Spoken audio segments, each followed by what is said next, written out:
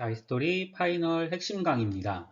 네, 이번 시간에는 시다논, 마그마의 생성 곡선 해석에 대한 강의를 해볼까요? 자, 이 그래프 많이 봤죠? 시험 문제도 굉장히 잘 나오고 이 시다논의 가장 핵심이 되는 그래프라고 할 수 있는데 손들이 너무 많으니까 엄청 복잡해 보이지 않아요? 그래서 그래프 해석하기를 힘들어하는 학생들이 많더라고요. 자, 이렇게 복잡한 그래프의 경우에는 직접 그려보는 게 이해하는 게 훨씬 도움이 됩니다. 웬만해서는 그림 같은 것들, 특히 그래프를 그려야 되는 경우에는요, 직접 한번 그려보세요. 그리고 눈으로 보는 것보다 훨씬 도움이 잘 될 겁니다. 자, 그럼 우리 마그마의 생성 곡선 한번 그려볼까요? 자, 첫 번째는 지하의 온도 곡선을 그려보는 겁니다. 자, 우리 여기가 지표네요. 0km. 여기 지표에서부터 땅속으로 들어가면서 온도는 어떻게 되죠? 점점 뜨거워지죠. 계속 내해까지 갈 때까지 계속 뜨거워집니다. 지표의 온도는 한 15도쯤 되고요. 얘가 쭉 상승해서 안으로 들어가면서 이렇게 쭉쭉쭉쭉쭉쭉 상승하겠구나. 뭐 정확하게 언제까지 몇 도까지는 몰라도 이렇게 안으로 들어갈수록 점점 온도가 상승한다라고 하는 걸 이해하면 됩니다. 네, 실제로는 지하의 온도 분포 곡선이 이렇게 나타나네요. 비슷한가요? 자, 우리 지하 온도 분포 곡선을 그렸으면 다음을 그려보러 갈까요? 자, 두 번째는 멘틀 물질의 온도 곡선을 그리는 겁니다. 자, 우리 멘틀은 뭐 한 35km부터 2900km까지 존재하는 영역이죠. 자, 여기는 지표에 있다면, 만약에 주로 감남암으로 이루어져 있는데 지표에 있다면 1200도 정도에서 녹습니다. 대충 한 이 정도? 한 1200도부터 녹으면서 안으로 들어가면서 압력이 커지잖아요. 압력이 커지니까 녹는 게 점점 힘들어집니다. 그래서 쭉 이렇게 이렇게가 아마 멘틀 물질의 녹는 곡선이 되겠죠. 네, 실제 그려보면 한 이 정도 값이 보이겠네요. 좀 차이가 나네요. 자, 그럼 멘틀 물질이 멘틀의 온도 곡선은 이렇게 될 겁니다. 그럼 다른 것도 그려보러 가볼까요? 자, 화강암의 온도 곡선을 그려봅시다. 화강암은 지표에서 몇 도쯤에서 녹나요? 화강암 지표에서 한 700도, 800도 이 정도 되면 녹습니다. 그럼 대충 한 800도쯤에서 안으로 들어가면서 우리 앞에 멘틀 물질은 들어가면서 압력이 커지기 때문에 녹는 점이 점점 상승했었잖아요. 근데 화강암은 좀 달라요. 화강암은 그 안에 흑운모 같이 물을 포함하고 있는 광물을 많이 가지고 있거든요. 그래서 얘가 안으로 들어가면서 물이 분출되기 때문에 사실은 녹는 점이 낮아지는 경향성을 보입니다. 얘는 특이하죠. 한 800도쯤에서 녹기 시작해서 대충 한 요 정도 곡선으로. 화강암은 안으로 들어가면서 녹는 점이 낮아집니다. 특이했었죠? 왜 그런가요? 물을 갖고 있기 때문에 그렇었죠. 그래서 대충 한 화강암 포함 용인 곡선은 곡선이 좀 틀렸네요. 대충 지하의 온도 분포 곡선하고 어디쯤에서 나냐면 한 50km쯤 가면 만나네요. 자, 이 만난다는 게 무슨 의미인지 한번 생각해 봅시다. 자, 우리 예를 들어 80km 지점의 온도가 몇 도인가 하고 봤더니 1000도입니다. 1000도면 굉장히 높잖아요. 굉장히 높은데 80km면 우리 멘틀이죠. 멘틀의 녹는 점은 얼마예요? 멘틀의 녹는 점은 지금 쭉 해서 봤더니 한 1400도쯤 됩니다. 그러면 80km 주변에서 녹았을까요? 아니죠. 녹는 점이 1400도인데 1000도밖에 안 됐으니까 이 상태는 어떤 상태예요? 고체 상태겠죠. 고체 상태. 멘틀이 녹는 곳은 어디예요? 1400도가 넘어가는 지역이니까 여기 요 영역대가 우리가 액체 상태, 녹는 점이 되는 곳입니다. 그보다 온도가 낮은 곳에서는 전부 다 고체 상태로 존재하게 될 거예요. 그러면 지하의 온도 분포 곡선하고 멘틀의 용목선은 만나지 않잖아요. 그러니까 120km 지점까지 여기까지 전부 다 만나지 않았네요. 다 고체인 겁니다. 언제 만날까요? 네, 2900km 가면 만날 겁니다. 거기부터는 외핵이 시작되고 거기 우리 액체라는 거 알고 있잖아요. 얘네들은 깊게 들어갈 때까지 만나지 않아요. 그러니까 멘틀은 항상 고체 상태인 겁니다. 이해되시죠? 자, 그러면 멘틀 물질에 물이 포함될 경우 멘틀 물질은 원래 기본적으로 물이 포함되어 있지 않아요. 아까 우리 화강암은 항상 물이 포함되어 있었죠. 근데 멘틀은 주로 감남암이라고 하는 걸로 이루어져 있는데요. 걔는 물이 포함되고 물을 갖고 있는 광물이 없습니다. 그래서 기본적으로 포함되어 있지 않아요. 근데 물이 들어가면 이놈의 물이 녹는 점을 낮춰주는 역할을 하게 되거든요. 그래서 만약에 어떻게든가 원래 기본적으로 없지만 어떤 특수한 경우에 멘틀에 물이 공급된다면 녹는 점이 어떻게 될까요? 낮아질 겁니다. 어떻게? 이렇게. 그렇죠? 그래서 실제 우리 그래프에서 보면 점선이 하나 있죠. 안으로 들어가면서 지금 녹는 점이 어떻게 돼요? 녹는 점이 점점 낮아지고 있죠? 점점 이렇게 낮아지다가 여기서 살짝 다시 올라가는 그래프가 보이고 있네요. 그랬더니 어때요? 여기. 한 70km 지점? 한 70km 지점까지만 가서 만약에 물이 있다면 저절로 녹을 수 있는 거죠. 그쵸? 만약에 물이 포함된 멘틀 물질이라면 요만큼이 지금 액체 상태인 거잖아요. 근데 여기하고 만났잖아요. 지하 온도 곡성하고 70km쯤 이하에서는 물이 있다면 저절로 멘틀이 녹을 수 있다는 얘기인 겁니다. 그래프 해석하는 거 이해되시죠? 자, 그러면 우리 멘틀 물질이 용융되는 경우를 한번 생각해 봅시다. 물이 없는 경우, 물이 없는 멘틀 물질이 용융되는 경우를 생각해 볼게요. 예를 들어 한 100km 지점에 라고 생각해 봅시다. 자, 100km 지점이 이 녀석하고 만나려면 어떻게 되나요? 온도가 상승하거나 아니면 깊이가 감소하면 만날 수 있네요. 물론 중간 경우도 있을 겁니다. 온도가 상승하면서 깊이가 감소하는 이런 경우도 갈 수 있다면 만날 수 있을 거예요. 근데 우리가 실제 지구 내부의 상태에서 보면 저절로 멘틀의 온도가 상승하는 경우가 있을까요?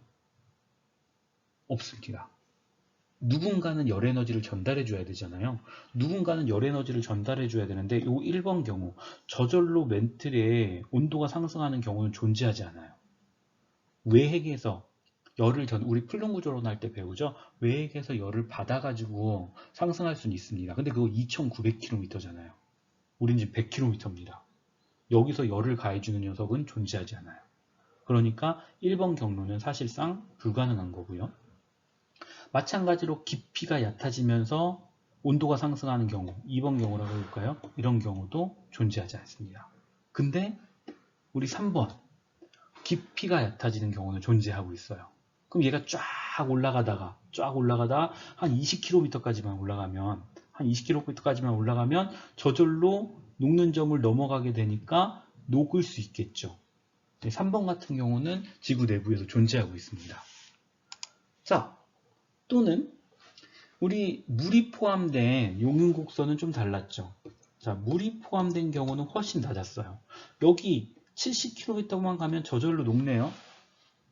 근데 멘틀에 물이 존재하나요? 존재하지 않아요. 외부에서 누군가가 물을 줘야만 녹을 수 있는 건데 70km 이하 지점에서 물이 저절로 나오는 경우는 그러니까 물이 저절로 나오는 경우는 없다 그랬죠. 외부에서 어딘가에서 공급해 줘야 돼요.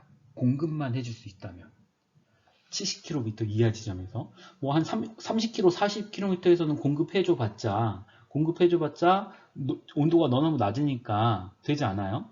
근데 이 70km 이하 지점에서 물이 공급된다면 저절로 이렇게 되니까 온도가 이미 높으니까 저절로 녹을 수 있게 되는 거죠. 네, 이런 경우 4번 같은 경우도 녹을 수 있는 겁니다.